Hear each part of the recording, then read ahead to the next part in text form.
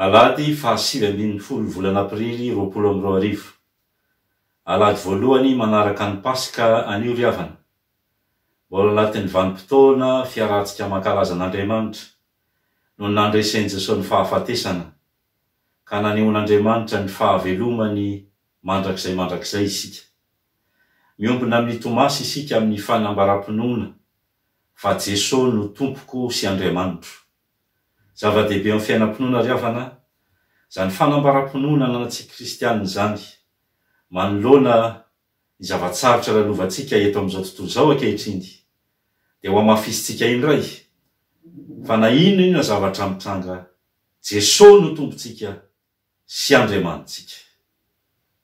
Amin'ny anaran'ny Ray sy ny Zanaka ary ny Fanahy Masina.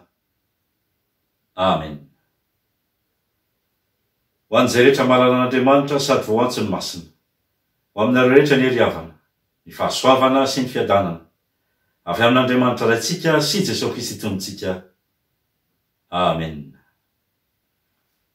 Iara hanatona ny tompo isika ry havana ka hankalaza azy ny Salamo 8:100, ny 5:520 ka hatramin'ny 7:20 dia rahantsika miombona. Amin'ny anaran'ny Tompo. Ao andaniny marina ny feo miobo noho ny famonjena. Ny tanana ankavanan'i Jehova mampiseho hery. Ny tanana ankavanan'i Jehova dia misandratra. Ny tanana ankavanan'i Jehova mampiseho hery. Tsy ho faty aho fa ho velona, ka hitory ny asan'i Jehova. No fahaizan'i Jehova mafy aho, nefa tsy natolony ho amin'ny fahafatesana. Voay ny vavahadin'ny fahamarinanao. Hiditra eo aho ka hideran'i Jehova. Ity ny vavahadin'i Jehova, ny marina no hiditra eo. Hideranao aho efa namaly ahy ianao, ka efa famonjena aho.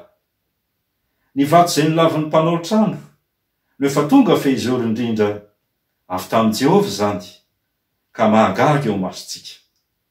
Ity ny andro nataon'i Jehova, hifaly sy ravoravo am'izao isika. Mifona aminao a Jehova o, vonjeo hoe mifona aminao a Jehova o, ambino hoe hotahina neza avy amin'ny anaran'i Jehova. Avy ao an-tranon'i Jehova nitsofanay rano anareo. Andriamanitra Jehova ka nampahazava antsika.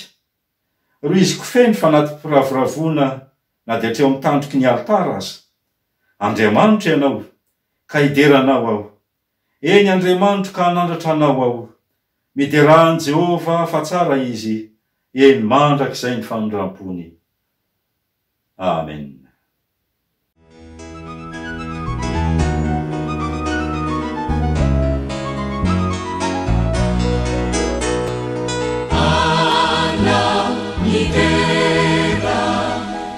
Zanakinira ana mifandresena nibanjakana nifasanany voa no nierina nianarana tsitoa tsy voatanata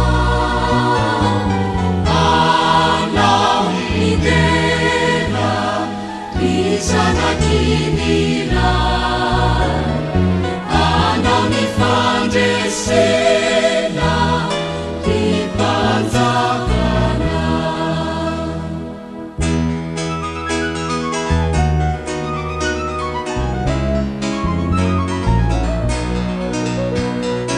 Yala nandresy laure nifasana Fanzakani uta kulasana Nierini satana fatuni kyuti Nianarana najesi ahari charurie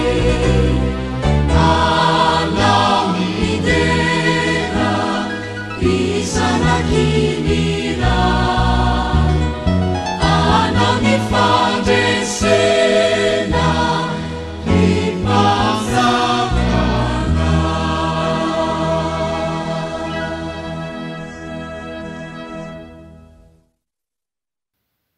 Hanatona ny tompo isika hivavaka. Andriamanitra o rainay izay ny an-danitra, mideranao sy mankalazanao izay rehetra ny amin'ny famindramponao mahagaga ka velonay natrapa-mijena mahatratra ity alady maraina ity. Misotranao zahay fa velonay natrapa-mijena niesan'ny fanahy masina afaka manatona anao amin'ny fifaliana iaino sy andreny teny fiainana avy aminao. Misotranao zahay fa tsisy tafandromandry isa-tokantrano fa maniry ny ankalaza sy anome voninahitra anao. Ndretary izay nitao aminao mangataka ny fitarian'ny fanahy masina sy ny fahafenon'ny fanahy masina. Ka izao fotoam-pivavahana izao anie dia ho anitra kasitrana anatrehanao ary dia mba hanovo hery izahay hijoroanay vavolombelona eo anatrehan'izao tontolo izao. Dia manatrehanay Tompo amin'ny anaran'i Jesosy Kristy Tomponay. Amen.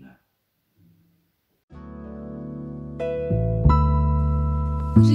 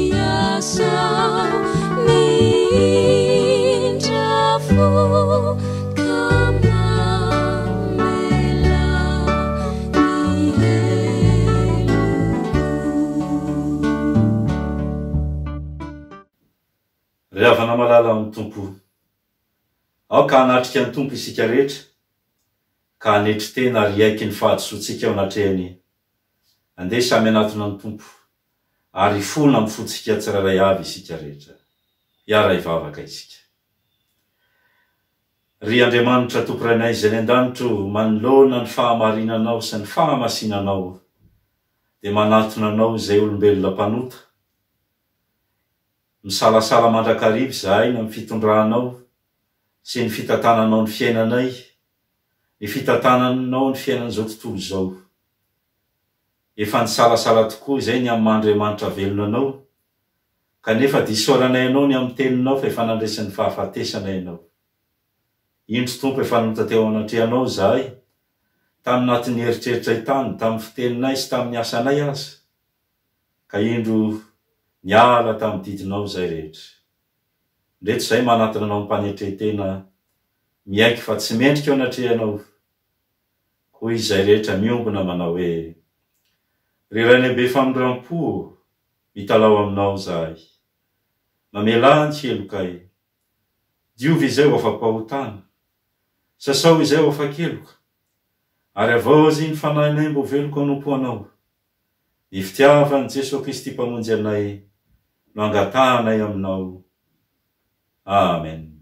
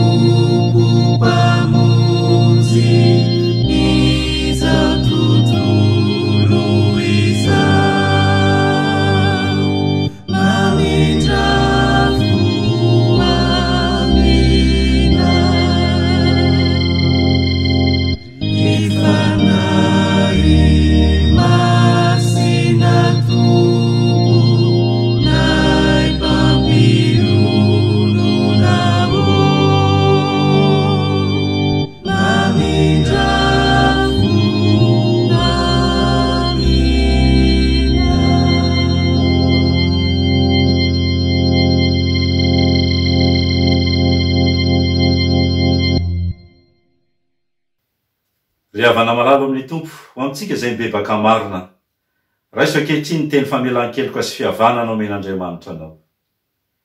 Fa ny ota ny fandrona ny fahafatesana ary ny lalàna no herin'ny ota fa isaorana ny Andriamanitra izay manome antsika ny fandresena amin'ny alalan'i Jesosy Kristy tompontsika voavelany eloka ireo rehetra noho ny anaran'ny masina miderahan'ny tompo. Fa toy izao no nitiavan'Andriamanitra izao tontolo izao nomeny ny zanan'ilay tokana mba tsy ho very zay rehetra mino azy fa hanana fiainana mandrakizay. Amen.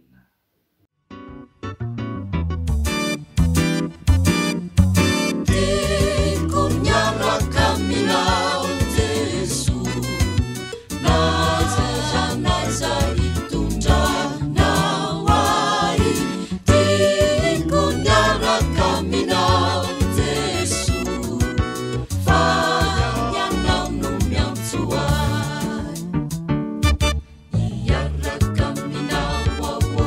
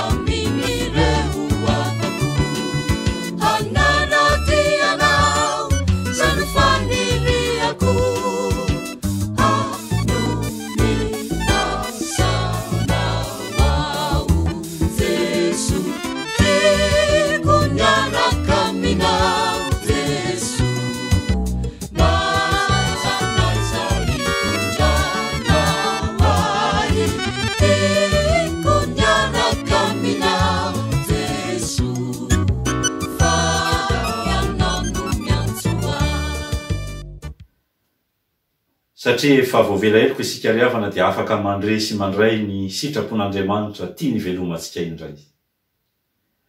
Aoka ny tenin'ny Kristy toetrabetsaka ao aminareo amin'ny fahendrena rehetra, dia mifampianaraka amin'ny fananara amin'ny salamo sy ny firana, ary ny tononkira-panahy. Mihira amin'ny fahasoavana amponareo an'Andriamanitra, ary na inona ataonareo, na amin'ny teny, na amin'ny asa, dia ataovy amin'ny anaran'i Jesosy Tompo izany rehetra izany, ka misara an'Andriamanitra ray amin'ny alalany. Amen. Voninahitra amin'ny avy indrindra ho an'Andriamanitra, ary fiadany mety ambonin'ny tany ho amin'ny olona kasitrahany.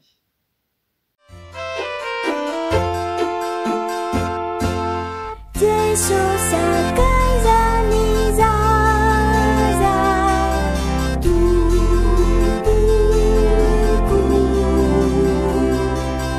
Jesosy akaiza malaza liano, zazizahay mitarana amina, mbola marefoniana tanona, Jesosy akaiza malala tokina, akambatsimu adala isa, Jesosy akaiza mizaza tompoko, Jesosy akaiza malala miaino. Prions. Esprit Saint, Esprit de lumière, nous te prions. Viens nous éclairer afin que les Écritures deviennent en nous aujourd'hui encore paroles de vie. Fais qu'elles soient paroles de foi, paroles d'espoir, paroles d'amour et de courage. Au nom de Jésus, le ressuscité. Amen. Chers enfants, chers jeunes, salutations fraternelles au nom de Jésus-Christ. Nous allons lire ensemble Nombre chapitre 14, verset 8, au nom de Jésus. Si l'Éternel nous est favorable, il nous mènera dans ce pays et nous le donnera. C'est un pays où coule le lait et le miel. En ce matin du dimanche 19 avril 2020, nous allons parler du miel et de l'abeille.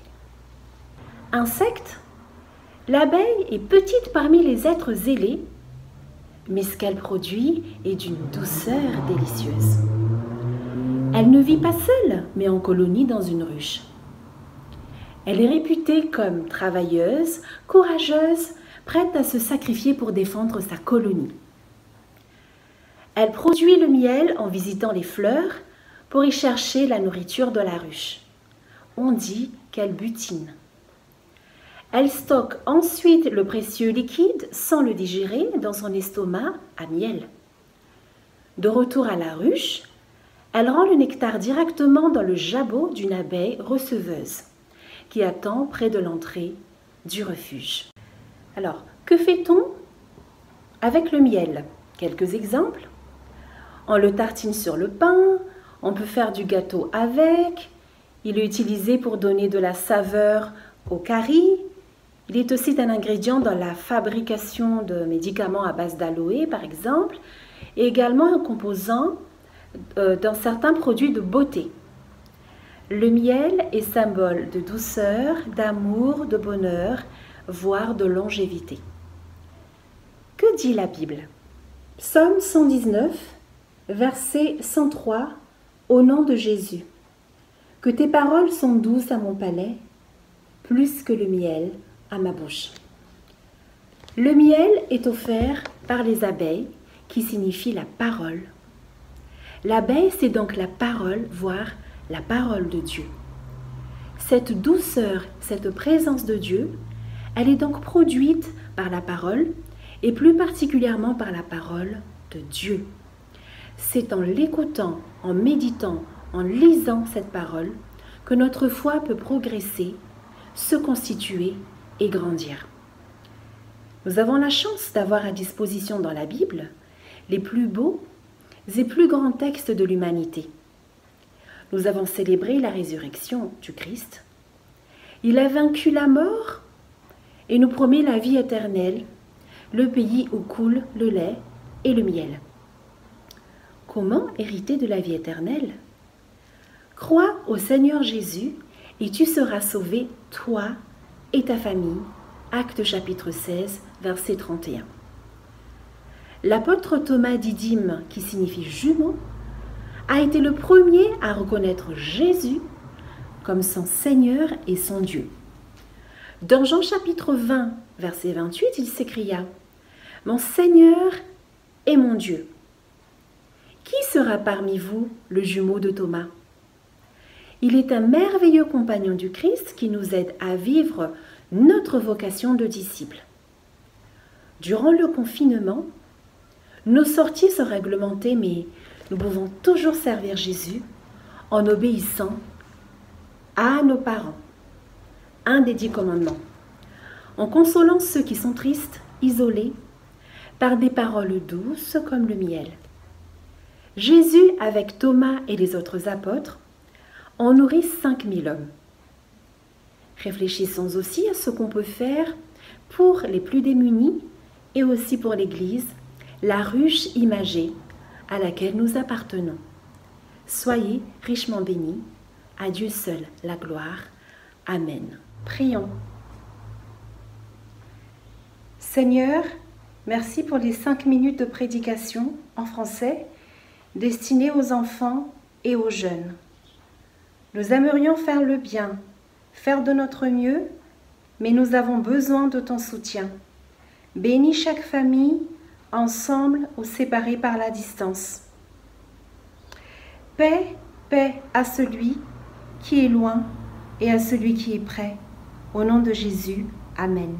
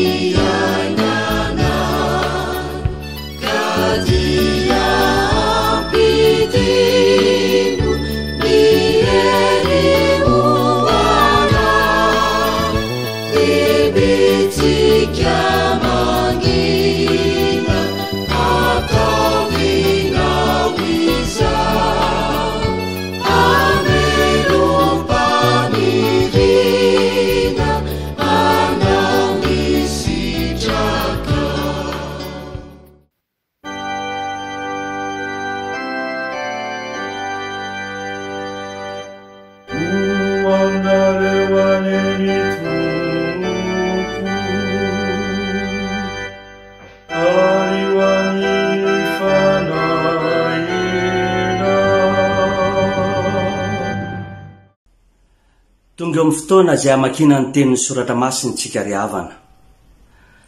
Ovakin'ny tompony anjara mifanesy amin'izany ny asan'ny apôstôly toko 2, ny 2:40 ka hatramin'ny 7:70.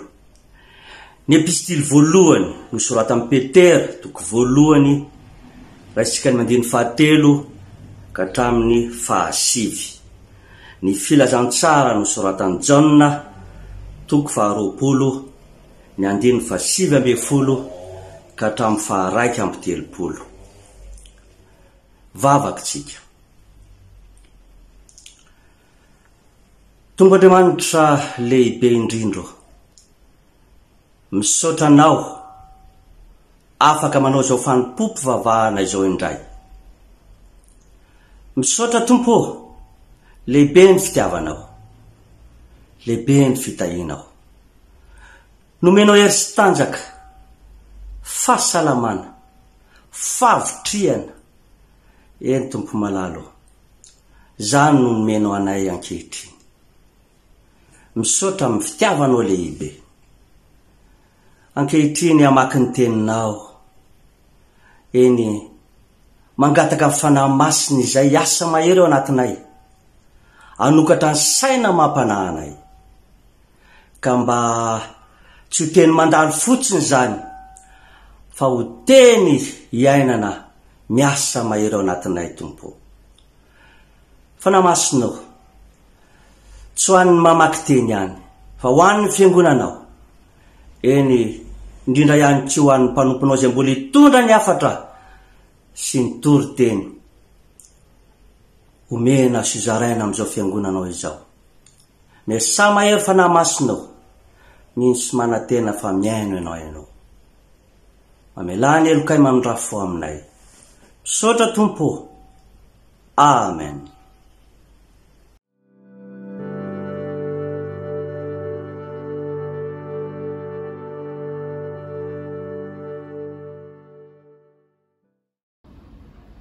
Amin'ny anaran'ny Tompo.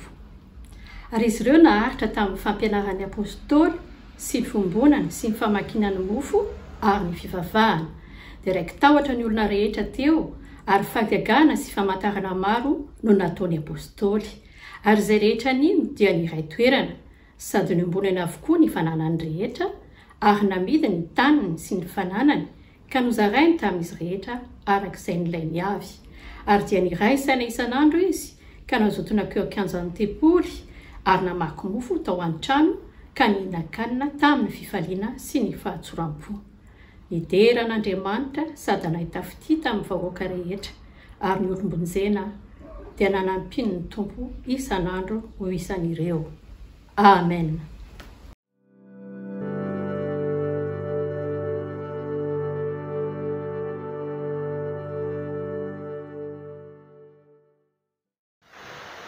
Amin'ny anaran'ny Tompo, isaorina ny Andriamanitra, Rain'i Jesosy Kristy Tompontsika, izay niteraka antsika indray araky ny habeny famindrapony ho amin'ny fanantenana velona tamin'ny itsanganan'i Jesosy Kristy tamin'ny maty.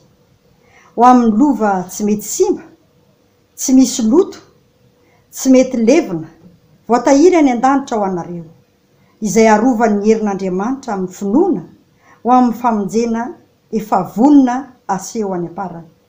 Izany no iravoravoanareo, na dia pahalelovina vetivety ankehitriny amin'ny fankapanahy maro samihafa azy ianareo, raha tsy maintsy isy zany, mba ho hita, ho fiderana sy voninahitra ary fankalazana ny fizahan-toetra ny finoanareo, izay tsara lavitra noho ny volamena mety ho simba, na dia voazahan-toetra tamin'ny afo aza, dia misy eo an'i Jesosy Kristy, izay na dia tsy mbola hitanareo aza, dia tia anareo, ary na dia tsy hitanareo ankehitriny aza nefa, satria inoanareo, dia iravoravoanareo amin'ny fifaliana tsy azo tononona sady be voninahitra.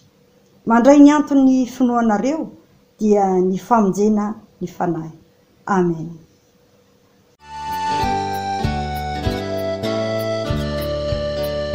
Kita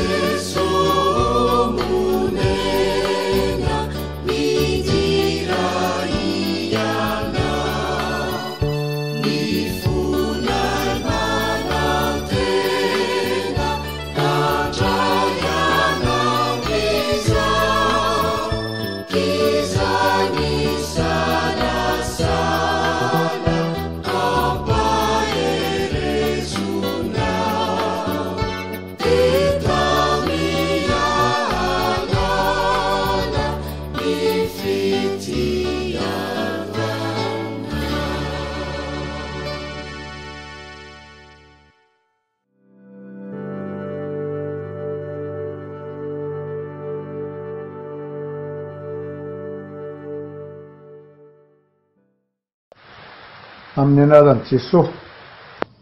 Ary rehefa rivan'ilay andro voalohany amin'ny herinandro, raha voarindrina ny varavarana izay niangonan'ny mpianatra nohony ny fahatahorany any jiosy, dia tonga Jesosy ka nitsangana teo afovoany, dia nanao taminy hoe: fiadanana ho anareo. Ary rehefa nilaza izany izy, dia nasehony azy ny tanany sy ny lany voany, dia faly ny mpianatra raha nahita ny tompo. Ary hoy indray Jesosy taminy: fiadanana ho anareo tahaka ny nanirahany ray ahy no anirahako anareo kosa. Ary rehefa nilaza izany izy, dia nisy fofinaina ka hoy izy taminy: raiso ny fanahy masina. Na elokiza no avelanareo, dia voavely izany. Ary na iza kosa no tsy avelanareo, dia tsy avoavely izany. Fa Tomasy anankiray tamin'ny 12 lahy, ilay atao hoe Didimo, dia tsy mba teo aminy raha tonga Jesosy. Dia hoy ny mpianatra sasany taminy: efa nahita ny tompo zahay. Fa ho kosa izy taminy: raha tsy hitako eo amin'ny tanany ny olatsy ny nomboana, ka ataoko eo amin'ny olatsy ny nomboana ny ratsan-tanako, ary ataoko eo amin'ny lany vony kosa ny tanako, dia tsy mba ino aho.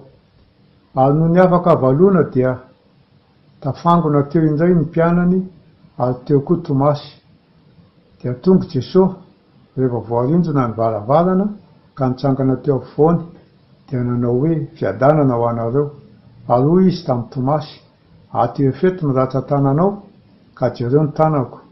Ary ato efeto koa ny tananao, ka ataovy amin'ny lany voko, ary aza ho isan'izay tsy mino fa minoa.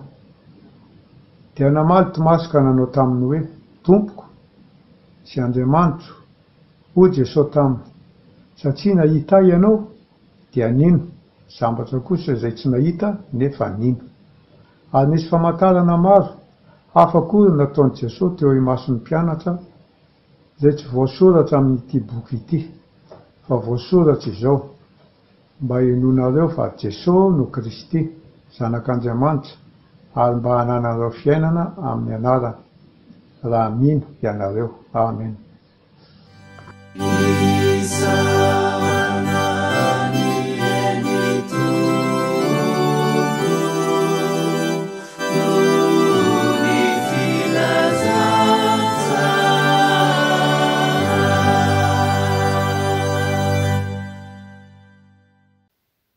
Hanamafy ny finoantsika isika ry havana, ifanikempinoana ny keanina no imbonantsika rehetra mandritra izao fotoam-pivavahana izao.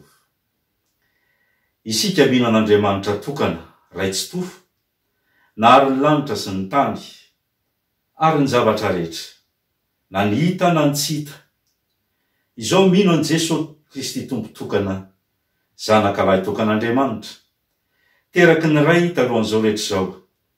Andriamanitra avy amin'Andriamanitra, fahazavana avy amin'ny fahazavana, Andriamanitra marina avy amin'Andriamanitra marina, nateraka fa tsy natao, iray fomba amin'ny ray.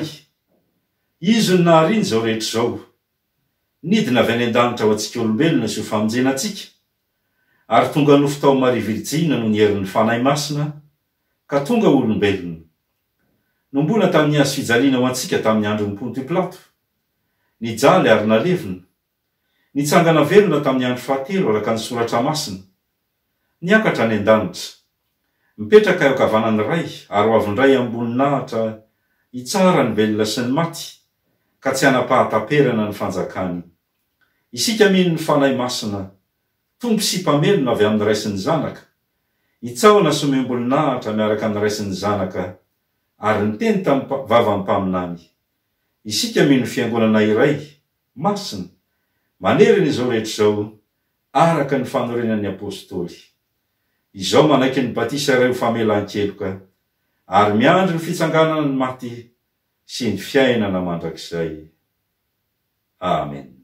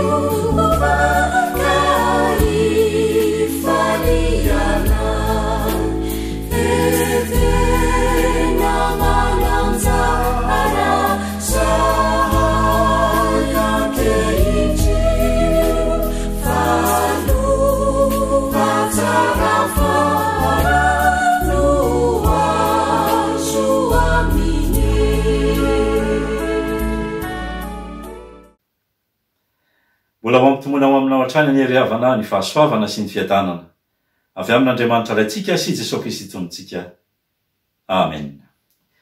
Ny Jaona 2:20 ry havana no angalatsika ny afatra amin'ity alahady maraina ity. Amin'ny anaran'ny Tompo. Dia namaly Tomasy ka nanao taminy hoe tompoko sy Andriamanitro.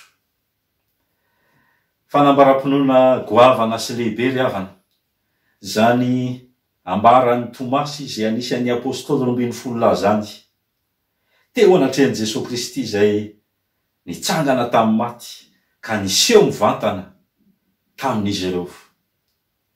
Fijoroan'ny Tomasy vavolombelo anatrehan'i Jesosy zany hoe ianao tokoa izay hitany masoko, tsapainy ny tanako, ianao no tompoko sy Andriamanitro. Kanefa na ny mpianatra nanatry maso koa aza, dia verina fa nandray izany fanambaram-pinoana nataon'ny Tomasy zany. Ary ianao, isika izay rehetra mihaino zany ankehitriny, dia Jesosy mihitsy no nanamafy ny fanambarana lehibe nataon'ny Tomasy ka hoy Jesosy amin'ny 9:20 manao hoe satria nahita ianao dia nimbo, sambatra kosa izay tsy nahita nefa nimbo. Noho izany dia isika rehetra ihany koa dia afaka manambara eo anatrehan'i Jesosy manao hoe Jesosy, ianao no tompoko sy Andriamanitro. Jesosy, ianao no tompoko sy Andriamanitro. Ry havana malala, fanambaram-pinoana lehibe zany. Tsy ao anatrehan'i Jesosy ihany fa zay rehetra mandrehany zany ka hitenenanao koa manao hoe nia Jesosy no tompoko sy Andriamanitro. Dia fijoroana vavolombelona. Ny amin'izay inonao, ny amin'ny finoanao an'i Jesosy Kristy, ilay Andriamanitra velona ifanandresy ny fahafatesana. Ry havana malala, nisy dingana samy hafa nefa. Nolalovan'ny Tomasy vao tonga tamin'izany fanambaram-pinoana zany izy. Tsy hoe avy hatrany izy dia nanana zany finoana zany hatramin'ny voalohany, fa rehefa arahanao ny tantaran'ny Tomasy indrindra toy ny apôstôly rehetra ihany dia elaela mihitsy vao tonga tamin'izany fanambaram-pinoana zany Tomasy. Hitantsika any amin'ny Jaona 2:20 fitantaran'ny Jaona ny apôstôly ny tantaran'ny Tomasy niaraka tamin'ny mpianatra, niaraka tamin'i Jesosy. Ny tantara io dia rafitinina izay efa hitantsika tany amin'ny Pentekopa tany aloha sy toriteny tany aloha, dia mitantara ny amin'ilay sakaizan'i Jesosy antsoina hoe Lazarosy, izay nanana nabavy anankiroa dia tsy izy zany fa Marta sy Maria. Narary Lazarosy ka niteny tamin'i Jesosy izy mirahavavy manao hoe marary ilay tianao Jesosy na ilay sakaizanao. Jesosy dia nanambara tamin'izy mirahavavy manao hoe tsy fahafatesana no ahatongavan'izany fa mba hampisehoana ny voninahitran'Andriamanitra eo aminy. Dia lasa ihany Jesosy nanohy ny asa fanompoana sy ny fitoriana filazantsara nataony. Andro vitsivitsy tataorina nefa dia nanapa-kevitra indray Jesosy manao hoe hoy izy tamin'ny mpianatra, andeha isika ho an'ny Jodia indray. Dia gaga ny mpianatra manao hoe Rabi, vao tsy ho ela kory anie izay ny jiosy ny tady tora-bato anao dia andeha hiverina andray va ianao. Dia toy miteny ny mpianatra manao hoe inona ary ty fomba fihetsiky Jesosy ty? Andeha ho an'ny Jerosalema so an'ny Jodia ho toram-bato indray ve? Nefa efa zany no andrasan'ny fariseo sy ny mpanora-dalàna izay efa miandrika endry tony rovina miakatra ty Jerosalema iny Jesosy iny, fa ho faty iny. Fa i Tomasy dia mbola nanana fihetsika mihoatra lavitra ny ambaran'ny apôstôly, ary ambaran'ny Jaona amin'ny Jaona 2:20 ny tenina ambaran'ny Tomasy mety aneritreritra, kanefa mety nizarainy tamin'ny mpianatra ihany koa, na mety henon'i Jesosy koa aza angamba ka ho Tomasy manao hoe andeha koa isika mba hiara-maty aminy. Ohatrany hoe teny maneho fijoroana vavolombelona zany, tsy maninona fa hiara-maty amin'i Jesosy tsika. Kanefa ny ao ambadika, rehefa tena dinianao ny atao hoe toe-panahin'ny Tomasy talohan'izany, dia mitovy amin'ny mpianatra rehetra ihany izy. Tsy azony mihitsy ilay tiany Jesosy ampitaina satria Jesosy dia miresaka zavatra ara-panara amin'ny teny manao hoe matory Lazarosy ka andeha hamoa azy aho. Tsy ilay zavatra lehibe sy essentiel tiany Jesosy ampitaina ny mpianatra no raisina, fataony mandray zany teny Jesosy zany ho fahadalana koa Tomasy ka manao hoe efa adala le Jesosy ty fa de ina moa za fa andao hiara-maty aminy any e. Rehefa mandeha zany de ho faty tsika. De dinitsika tsara le izy fa i Tomasy tsy hoe nijanona fa nanaraka ny Jesosy ihany izy. Tahaka ny mpianatra rehetra. Ka de lasa niaraka tamin'i Jesosy tany amin'ny fasan'ny Lazarosy. Tatsika am'izany fa misy elanelana eo amin'ny fahatakarany Tomasy ny teny tiany Jesosy ambara sy ny asan'Andriamanitra tiany Jesosy ambara mba ahatakarany izy ireo no maizy azy an' Jesosy. Hoy isika hoe nanaraka an' Jesosy izy na de teo azy zany. De ao Jaona 2:20 indray de ahitatsika ny tantaran'ny Tomasy anankiray. Raha nanao fanambarana lehibe sy nihezinezina Jesosy eo amin'ny 9:7 sy ny 9:4 ka hoy Jesosy manao hoe ary raha andeha aho de amboatra fitoerana ho anareo de ho avy indray ka andray anareo any amiko ka izay toerako ny toeranareo koa ary fantatrareo koa ny lalana ho any am'izay aleako. Raha isika anambarana zany zao de efa mahafantatra fa ina andiny Jesosy ambara lay paradisa, lay fiainana mandrakizay zay efa omaniny Jesosy andehanatsika sy idiratsika hipetrahatsika, lay toerana feno fiadanana sy fahasambarana zay amboariny Jesosy sahady ho antsika. Isika de mahatakatra an'izany fa hoana nanakaran'ny Tomasy an'izany? Ho Tomasy tamin'i Jesosy, tompoko, tsy fantatra izay alehanao ka ataonay ahoana ny fahafantatra ny lalana? Zay le fahatakarany Tomasy azy. Aiza ny lalana? Aiza ny toerana zany? Ny lalana aza tsy fantatraika ny toerana sady ny teneninao. Atroy aloha ny lalana hoe makaiza avy raha mengeto Jody tsika, ny mengeto Jerusalem, mengeto Galily sika de makaiza de makaiza de makaiza. De aiza ho aiza ao anatin'ny geografia an'ity tany misy atsika ty zany toerana zany.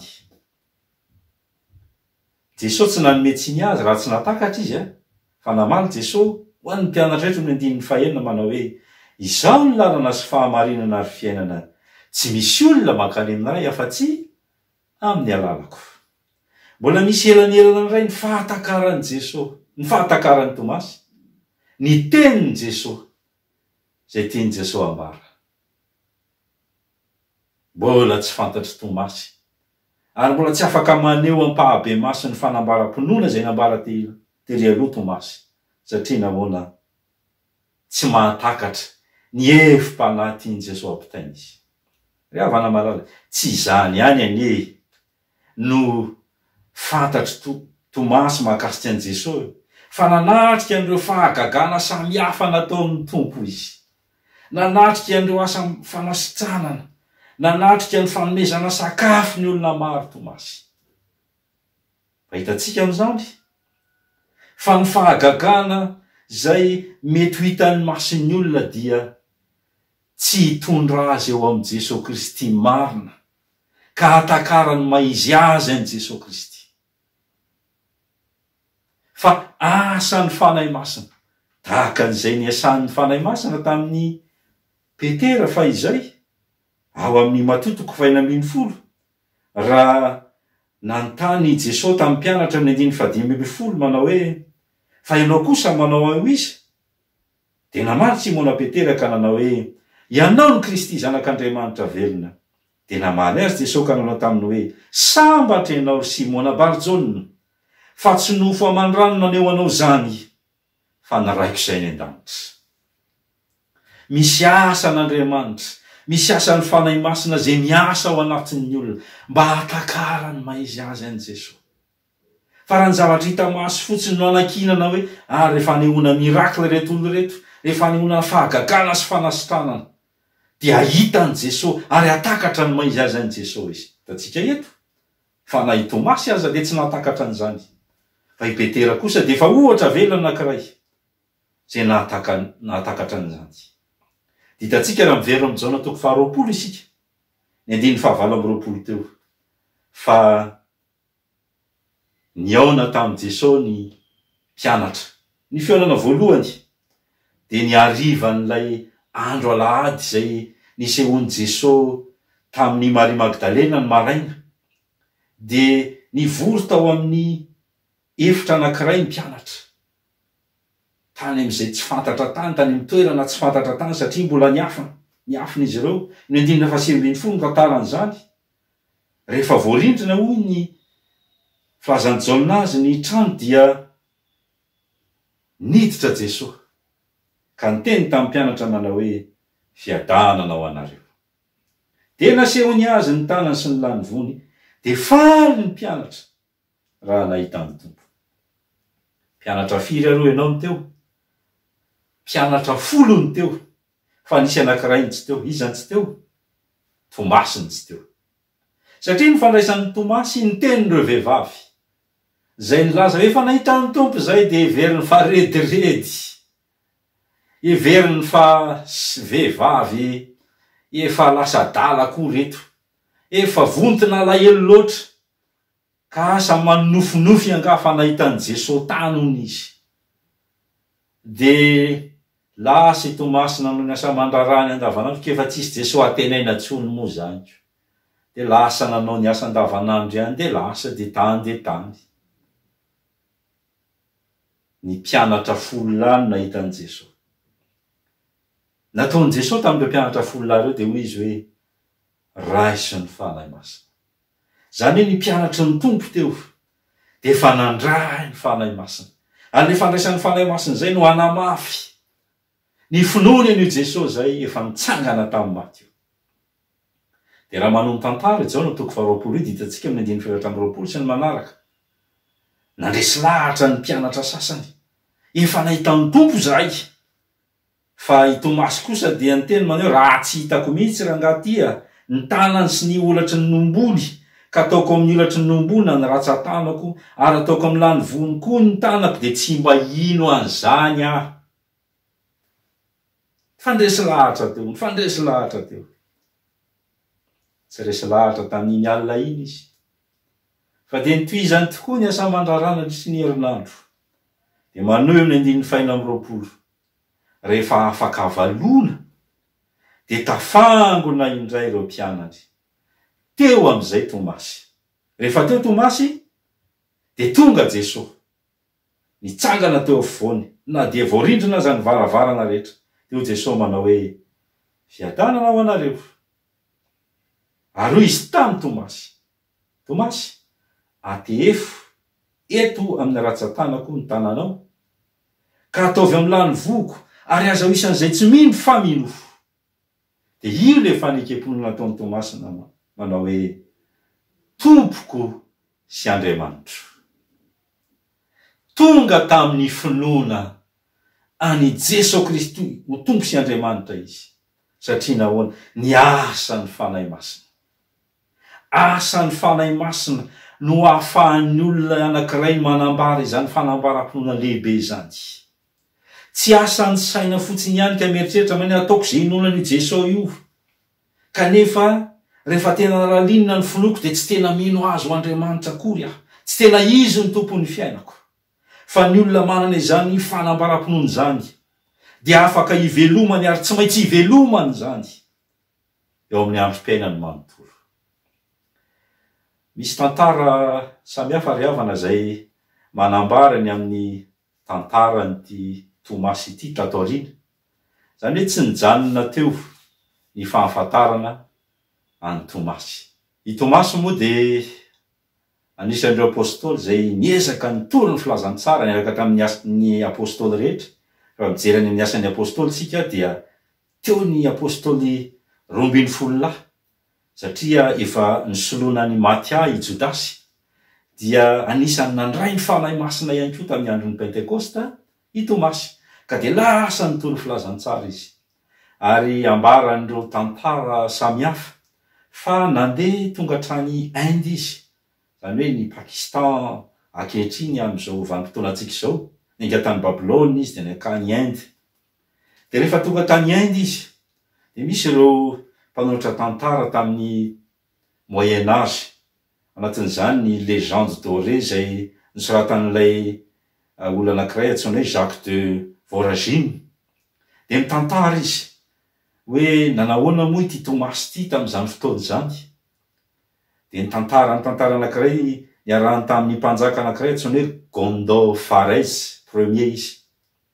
Tam'izany fotoana zany Gondopharès premier de nahafantatra ny fanomezam-pahasoavan'ny Tomasy fa mahay resaka architecture goavana be izy. Ary de havanana tam'izany mihitsy. De nampiasa ny Tomasy izy ka hoy izy tamin'ny Tomasy manao hoe Tomasy, mba hanaovy sarina palais na lapa lehibe sady mahafinaritra zay apetraka eto amin'ny fanjakako. Dia nomenan'ny Tomasy ny fahefana. Tsy ny fahefana aina nefa, fa na ny vola rehetra anorenana an'le palais aza rehefa neken'ny mpanjaka ary nafinaritra azy niendrik'le lapa zay hoahorona dia nomenan'ny Tomasy ny vola rehetra. De lasa nandeha dilavitra ilay mpanjaka antsoina hoe Gondopharès voalohany. Rehefa nandeha lavitra tany izy, i Tomasy komba nanohy ny asa fanompona de ny fitorianany filazantsara tany amin'ny toerana rehetra nalehany tany. I Tomasy rehefa mifanena amin'ireo maharitra de manome vola izy. Zarany vola ireo mahantra sy fadiranovana sy kamboty ireo. Lany le volan'ny mpanjaka anorenana an'ilay lapa. Rehefa niverina ny mpanjaka de nanontany amin'ny Tomasy manao hoe aiza le lapa tokony naorinao, fa lasa aiza le izy, aiza ny nataonao? De namaly Tomasy manao hoe ny lapa naoriko dia any an-danitra. Any an-danitra ny lapa naorina. Zay miandry ianao any raha manaiky an Jesosy tompo sy mpamonjy ianao, de misy toerana ho anao any. Ry Gondopharès voalohany. Tezitra ny mpanjaka. Tezerany ty. Rehefa tezitra ny mpanjaka de efa nieritreritra manao hoe hijaly ianao androany, ary hitanao zany fa mpangiry frina ataoko zany fa mandehana aloha migadra aloha zao. Eritreritra tsara ny amin'ny sazonao. Tao anatin'izany de nanao karazana fanadihadiana ny mpanjaka. Nijereny to tsy nanakarena i Tomasy. Fa tony teo ihany teo de nieritreritra izy. Tsy pisy loko koa angamba na escroc angamba ty Tomasy ty. Nieritreritra teo izy. Andro vitsivitsy teo aorinan'izay de narary rahalan'ny mpanjaka. Ary neverina fa efa maty mihitsy aza. Rehefa zany dia nivavaka i Tomasy mba hahavelomana rahalan'ny mpanjaka. Vavaka mafy izy. Velona tokoa le rahalan'ny mpanjaka. Ary eo velona ny rahalan'ny mpanjaka de nanatona ny mpanjaka io rahalany io ka niteny tamin'ny mpanjaka manao hoe re rahalahiko, tonga tany paradisa aho, ary le lapa zay nasainao naorony Tomasy de hitako tany paradisa. Tany nanorenany an'ilay lay lapanao ry mpanjaka. Vokatr'izany dia navoaka ny fonja i Tomasy ary dia nivadika ho kristianina ny mpanjaka. Hoy isika hoe hentsika le tenin'i Jesosy nambarany tamin'ny mpianatra manao hoe handeha hamboatra fitoerana ho anareo aho ka ho avy ndraiky handray anareo any amiko. Rehefa taty aoriana ka nandray ny fanahy masina Tomasy ary niteny manao hoe tompoko sy Andriamanitro. Hitantsika amin'izany ny fiainan'ny Tomasy, ny mahatompo an'ilay Jesosy Kristy ka nitenin'ny tompo ny tehiriziny ary nitenin'ny tompo no nitarika azy. Investissement. Ny investira ho an'Andriamanitra izy. Tsy ny lapan'izao tontolo zao zay mahamaika amin'ny firehareana sy ny mety voninahitra samy hafa. Tsy ny an'ny olombelona namaika azy fa ny an'Andriamanitra. Hanorina ny fanjakan'Andriamanitra. Hitaona ny olona ho any amin'ny fanjakan'Andriamanitra. Ary zany ny antom-pisian'ny fiangonana ry havana. Hitaona ny olona ho any Kristy. Hitaona ny olona ho any paradisa. Hitaona ny olona ho any amin'ny mandrakizay. Raha investira ihany. Investissement amin'ny fiangonana. Fanorenana trano fiangonana. Fananana toeram-pivavahana. Zany ny investissement. Zay tokony eritreretintsika raha mitentsika manao hoe Jesosy ny tompoko. Amaranako azy de misy tantara anankiray ihany koa zay ambaran'ireo mpahay tantara mahakasika ny efaran'ny fiainan'ny Tomasy. Rehefa nandeha tany atsimony Inde iny izy, de nisy ireo atao hoe prince tany amin'ireny toerana samihafa ireny zay mbola niaina tao anatina fanompoantsampy goavana. Ka ny olona rehetra zay eo ambany fahefan'izy ireo de tsy maintsy manompo ny Andriamanitra ivavahan'ny prince tam'izany fotoana zany. De tonga i Tomasy indro, ilay mpitolo filazantsara, miezaka mitolo filazantsara nampanatsona. Avy ianao ry Tomasy, ianao de tsy maintsy miankohaka eto amin'ity sampy, zay sampin'ny fanjakana ity. De nandoalika tokoa reto i Tomasy. Rehefa nandoalika izy, de nivavaka izy ary Jesosy no nitononony teo anatrehan'ireo olona ireo. Nivavaka izy, nangataka an Jesosy, ary nanambara teo anatrehan'ireo fa Jesosy no tompo sy mpamonjy. Rehefa nivavaka Tomasy dia nitsonika tahaka an'ireny doran'ny afo na doran'ny masoandro maimay ireny, lay sampin'ny prince tam'izany fotoana zany. Ary ambaran'ireo mpaintantara fa niala tao ireo fanaratsy rehetra zay notopon'ireo mpanompo sampy tam'izany fotoana zany. Nitsonika teo anatrehan'ny Jesosy Kristy, le sampy zay tsisy heviny akory tam'izany fotoana zany. De ambaran'ny mpaintantara fa tezitra ireo mpisorona tam'izany fotoana zany, ka nandray lefina ary teo ampandolehana ny vavaka i Tomasy nitsatohan'ireo mpisorona ny lefina avy ao aoriana, ary de zay fahafatesan'ny Tomasy zay maty martiora tsatohana lefina. Mampatsiaro zany ry havana. Ny fijoroana vavolombelona nataon'ny martiora malagasy ihany koa, ohatsy ny hoe Rasalama martiora, zay nolefonina tam'izany fotoana zany, ka nitenenany manao hoe hitako ny lalatsara ka izorako, azoko ny famonjena ka ho tanako. Jesosy Kristy no Andriamanitra hivavahantsika. Rehefa manambara an'izany fanambaram-pinoana zany tsika ry havana, de manambara eo anatrehan'izao tontolo zao fa Jesosy no Andriamanitsika.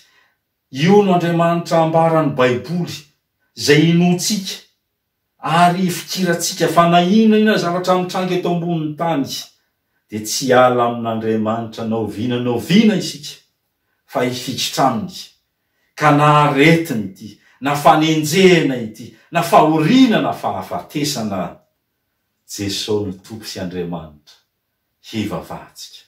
Ry havana malala, ambarao amin'ny fomba manetriketrika sy miezinezina, amin'ny fomba entitra ary, fa Jesosy no tomponao sy Andriamanitra ao. Ho aminao ane ny fiatanan'ny Tompo, ho an'Andriamanitra irery ny voninahitra. Amen.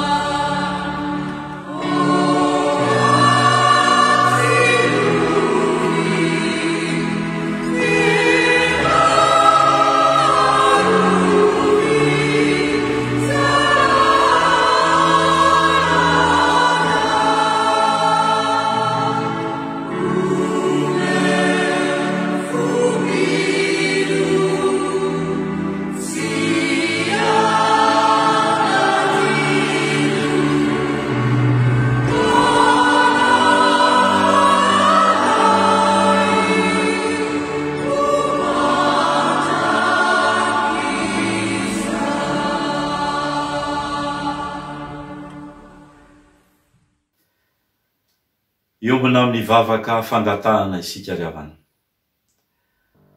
Dia rainay mandrakizay ny anaranao tompony amin'ny teninao, misotranao izay satria modely ho anay ny apôstôly izay notarinao tamin'ny alalan'ny fanahy masina, nanaiky ampahabe maso teo anatrehanao fa hainao Jesosy no tompony sy Andriamaniny. Ingany izay rehetra ihany koa mbo resy lahatra ny amin'izany filazantsaranao zany, satria na dia tsy nahitanao azy zahay araky ny teninao Jesosy, dia sambatra izay tsy nahitanao kanefa mino anao. Misotranao izay satria zava-mahagaga eo anatrehany mandrakariva ny nonay an Jesosy Kristy, ilay tomponay sy Andriamanitray efa namonjy anay tetỳ amin'izao tontolo izao. Ndretso izay ampaherezinao mba hanamafy zany ho fijoroanay vavolombelona mandrakariva, fa hainao tokoa ny Andriamanitray tomponay, ilay tsy mahafoy anay isan'andro san'andro, fa momanay mandrakariva mbara-pahatonga ny fahataperan'izao tontolo izao. Manatona anao amin'ny fifaliany izay manantena, fa mihaino anay ny tomponay ko indro izay ankehitriny mivavaka ho an'ny tokantrano tsiraray avy izay vanginao amin'ny alalan'izao fotoam-pivavahana izao. Indreo izy tompo hitanao miariary ny faniriany sy ny etaetany, hanaradianao, hanompo anao amin'ny androm-piainany manontolo. Ampaherezo isa-tokantrano izy ireo, ampitomboa ny fifankatiavany, ampaherezo izy amin'ny anjara fanompony hatramin'ny kely indrindra ka hatramin'ny lehibe indrindra. Tario lalana izay amin'ity herinandro ity izay hovakivakiana indray ao anatin'izao confinement izao. Sotranao izay satria miara-miasa soa ny zavatra rehetra, meo anay ny fanahy ny faharetana mba hahatonga anay iompi-piainana aminao mandrakariva, ary itombona ihany koa amin'ny fiombonana amin'ny fiangonana maneran-tany amin'izao vanim-potoana sarotra izao. Mivavaka izahay tompo, ary tsy mitsahatra manomony izany ho an'ireo manandrara amin'ny fitsaboana. Mahatoky izay tompo fampahirezinao izy ireo manoloana ny asa masina izay niantsonao azy. Vavaka ihany koa izay ho an'ny mpitondra fanjakana rehetra, ho an'ireo izay nomenao fahefana eto amin'ity tany ity.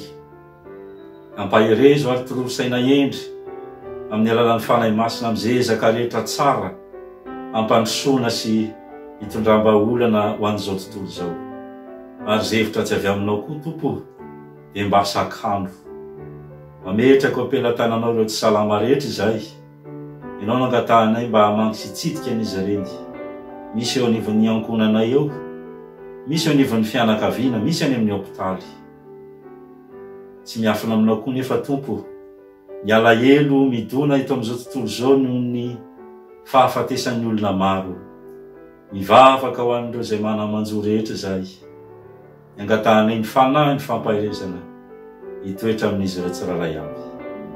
Ny mametraka ho ampelantananao izay ny herinandronay rehetra, ny asanay, ny fianarany zanakay, ny tokantranonay, mivavakay rehetra, indro akambanay amin'ilay vavaka nampianaran'i Jesosy anay manao hoe: rainay eo izay ny an-danitra, ho amasinina neny anaranao, ho tonga neny fanjakanao, atao aneny sitraponao, ety an-tany ho tahaka neny an-danitra. Meo anay an'io izay hanina sahaza ho anay, ary mamelany helokay tahaka ny namelanay izay meloka taminay. Aza mitondra anay eo amin'ny fakapanahy, fa manafahanay amin'ny ratsy. Anao ny fanjakana sy ny hery, ary ny voninahitra mandrakizay. Amen.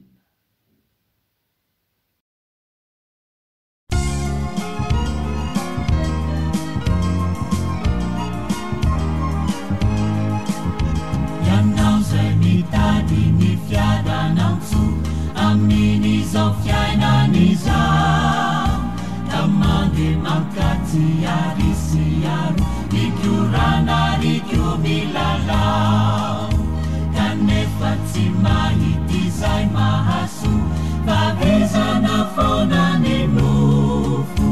Ity misy fiainana toroko anao, andrambo de hoitanao. Jesosy, Jesosy, Jesosy, Jesosy,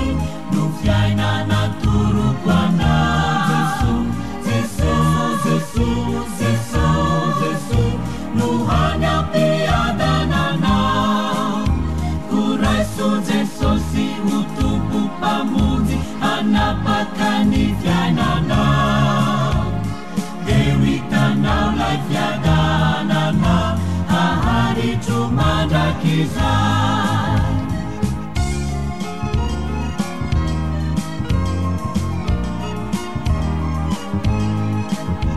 ianao iamjadimpamory marobe amin'izao fiainan'izao tsy misy azavana fatao haizimbe no mandrakotra ny fiainanao ka mila ho kiby sy hamoifo no ireo ady fiainana maro ity misy fiainana toroko anao andramo de hoitanao Jesús, Jesús, Jesús, Jesús no fiainana toroko anao Jesús, Jesús, Jesús, Jesús no any ampiadananao koraiso Jesús sy ho tompo mpamonjy hanapaka ny fiainanao eo hitanao lay fiadananao haharitro mandrakizay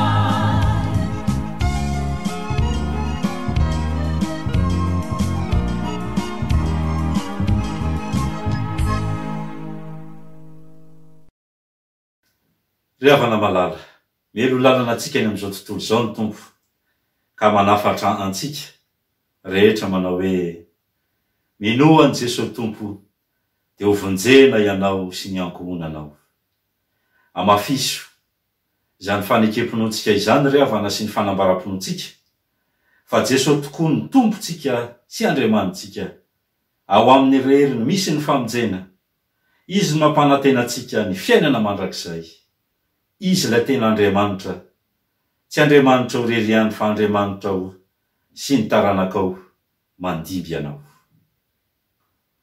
raiso arakehitriny izao tsodrany izao zao menanao amin'ny anaran'ny tompo aorianany tsodrany dia nira fa 310 no ataotsika ary ifandray tanana isika manao zany hira ny fifankatiavana izany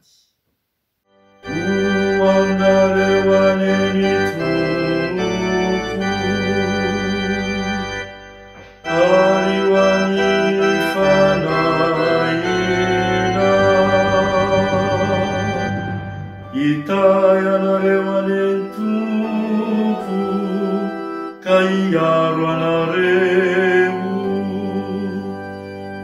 ampamirapiratra ny tavany aminareo aneny tompo ka iantra anareo anandratra ny tavany aminareo aneny tompo ka nome anareo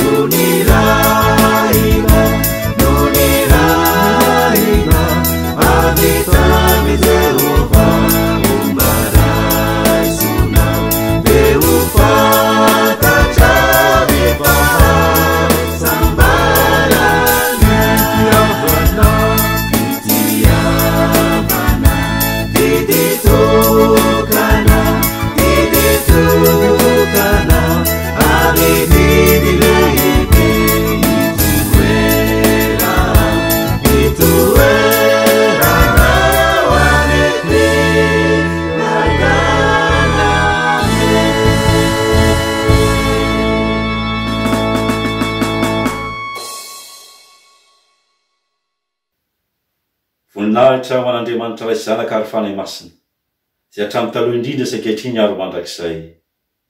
Amen. Mandehana amin'ny fiadanana ka manontony tompo isaorana ny Andriamanitra. Amen.